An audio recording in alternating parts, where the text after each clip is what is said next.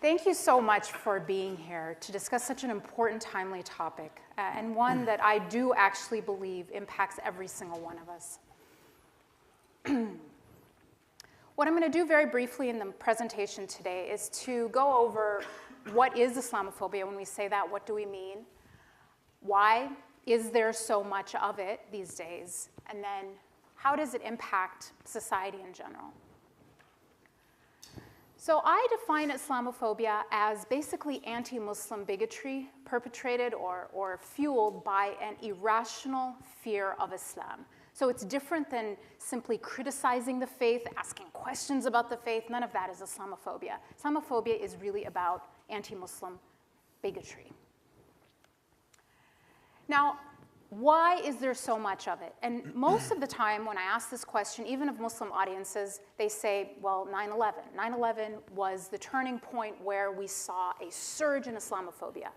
And the answer is no, that's actually not what happened. That's what I believed until I looked at the data. When you actually look at opinion, American public opinion of American Muslims, and you compare American public opinion right before 9/11, right after the horrific terrorist attacks, you actually see a slight improvement in American opinion of Muslim Americans. So just simply blaming this horrific terrorist act is not going to give us our answers. I actually looked even more broadly at domestic terrorist attacks perpetrated by Muslims in general and found, again, over not just once, but over the past 13, 14, 15 years, that domestic terrorist attacks carried out by Muslims did not correlate with a spike in anti-Muslim sentiment. Interestingly, what does correlate with a spike in negative perceptions of Muslims and Islam are not terrorist attacks, but elections, as well as the run-up to the Iraq War. So Islamophobia is not simply the regrettable, natural response to bad Muslims doing bad things. It is also a tool of public manipulation. And that's why I think it's so important for us to understand. There's also an industry. It's an actual industry that produces fear. Between 2008 and 2013, think tanks or pseudo-think tanks, pseudo-experts, and anti-Muslim bloggers had access to more than $200 million to churn out fear material against Muslims and Islam. And then the third reason that there's so much Islamophobia is because of a biased media. Now, I know this sounds cliche, and I know everyone hears this, oh, the media is biased. Well, this isn't just an impression people have. It's actually empirical data. So a firm based in Germany called Media Tenor, now they do all kinds of media content analysis, mostly for corporations, because they actually found by analyzing media about a company, they can predict its stock price. So that's their business model, right? It's that connected. So they've been tracking media on Muslims and Islam as well as on other faiths in US news media. And what they found is that in 2014, 80% of news about Islam and Muslims was negative. Now this is news, this isn't editorials, this isn't talk shows, this is just news. News that's supposed to be neutral, 80% of it in tone is negative. For reference, 73% of news about North Korea is negative, okay? So just kind of take that in. Another study found that the New York Times, so we're going to be hearing from the New York Times very soon, but the New York Times, over the past 25 years, has portrayed Islam more negatively than cancer and cocaine. So the media is biased. So with this kind of a media bias, empirically, Americans are literally being fed fear day in and day out. what is the impact of this on our society? It makes us less free and it makes us less safe.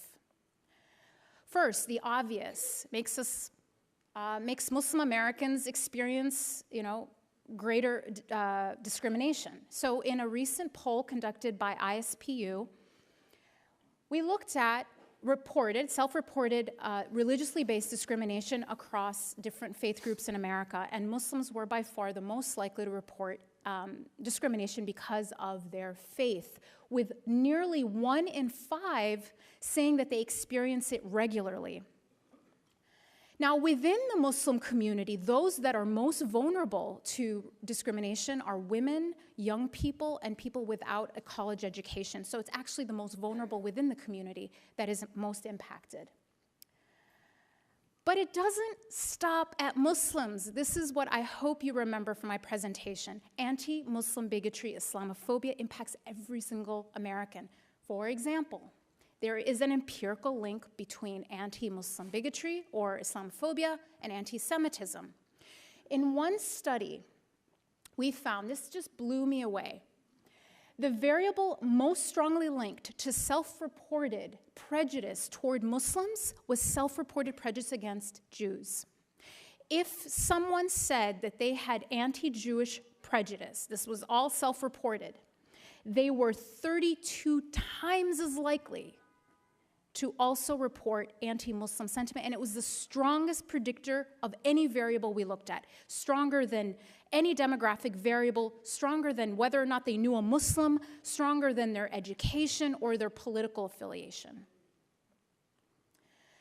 There's also an overlap between anti-Muslim sentiment or anti-Muslim legislation, in this case, and legislation that restricts the rights of several other minority groups. In fact, there was an 80% overlap in a study that we conducted between lawmakers that were proposing anti-Muslim legislation and ones that were, and the same people were proposing legislation that impacted the rights of African Americans and Latinos, of labor unions, immigrants, the gay community, and women. But if you're not a member of any of those groups, does it matter? And the answer is yes, yes, yes. If you care about freedom, then it matters to you, because on a neurological level, fear makes us more accepting of authoritarianism, conformity, and prejudice. 3 things that erode the foundation of our democracy. Fear kills freedom. But it also makes us less safe. So this false dichotomy between freedom and safety is not, it doesn't stand up to evidence. Islamophobia makes us less safe as well. The obvious is that there is a link between Islamophobic rhetoric and anti-Muslim hate crimes, or hate crimes against people perceived to be Muslim. So that's one way that it makes people less safe. But it's not the only way. It also strengthens terrorist rhetoric.